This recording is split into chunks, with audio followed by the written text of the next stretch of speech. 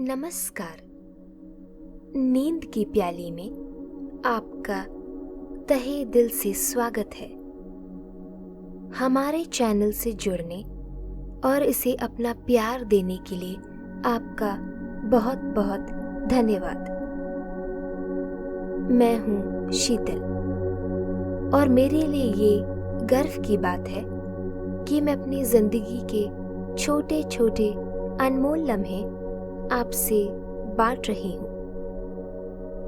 और मुझे उम्मीद है कि इसे सुनकर आपके थके हुए मन को कुछ शांति और विश्राम मिलेगा और यह आपको गहरी नींद में खो जाने में मदद करेगा।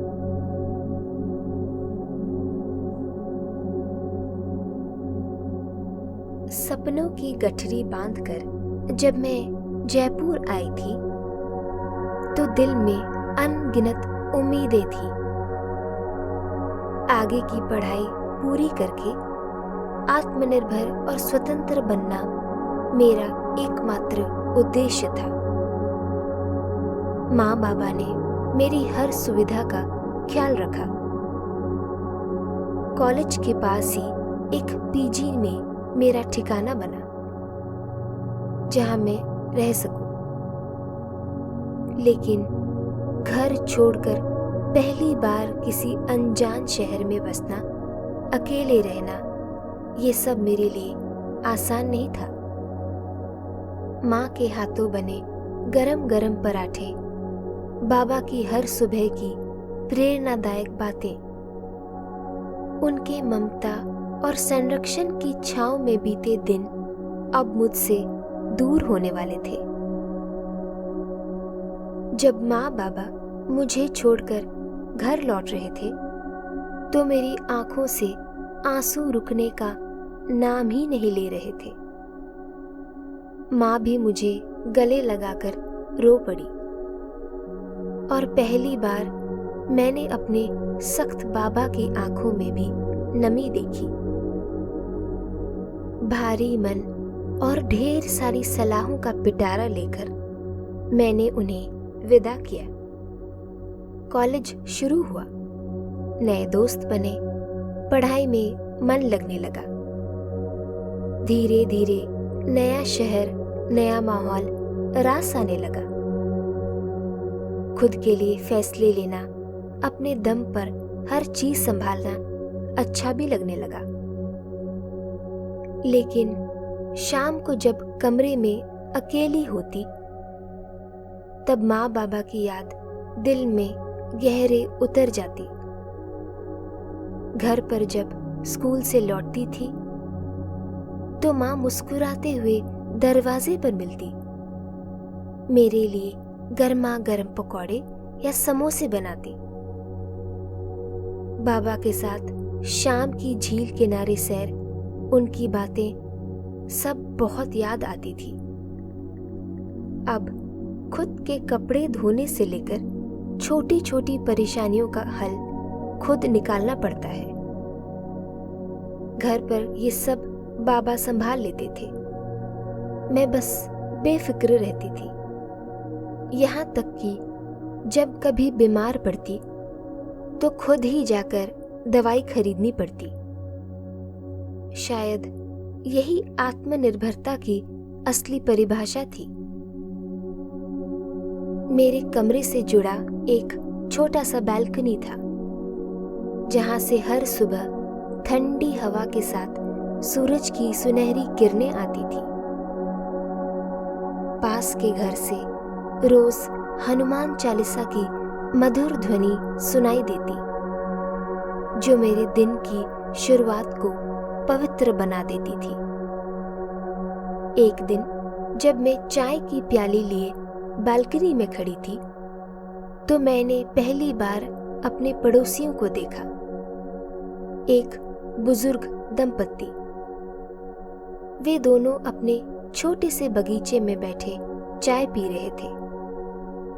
फिर थोड़ी देर बाद पौधों की देखभाल में लग गए।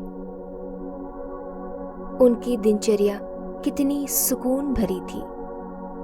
उनके चेहरे पर प्रेम और शांति झलक रही थी। उनकी हंसी, उनका आपसी संवाद मुझे मेरे नाना नानी की याद दिला गया। अब रोज मेरी चाय उनकी मधुर भजनों से ही होती थी। धीरे धीरे मेरी उनसे नजरें मिलने लगी और मुस्कान का आदान प्रदान हुआ। और एक दिन उन्होंने मुझे अपने घर आने का निमंत्रण दिया। मैं थोड़ी झिझकी, लेकिन अंदर ही खुश हो रही थी। उनका घर बिल्कुल अपनेपन की खुशबू से भरा था। जैसे ही मैंने बताया कि वे मुझे अपने नाना नानी की याद दिलाते हैं, उनकी आंखें नम हो गई। उस रात जब मैंने उनके साथ बैठकर खाना खाया तो आंखों में आंसू आ गए। कितने दिनों बाद मैंने घर जैसा प्यार पाया। आंटी ने प्यार से मेरे आंसू पोंछे और कहा, बेटा, ये घर तुम्हारा ही है, जब चाहो आ सकती हो। अगली सुबह जब मैं कॉलेज के लिए निकल रही थी तो आंटी दौड़ कर आई और मेरे हाथ में एक डब्बा रख दिया। उन्होंने मुस्कुराते हुए कहा, बेसन के लड्डू हैं, इसे दोस्तों के साथ बांटकर खा लेना।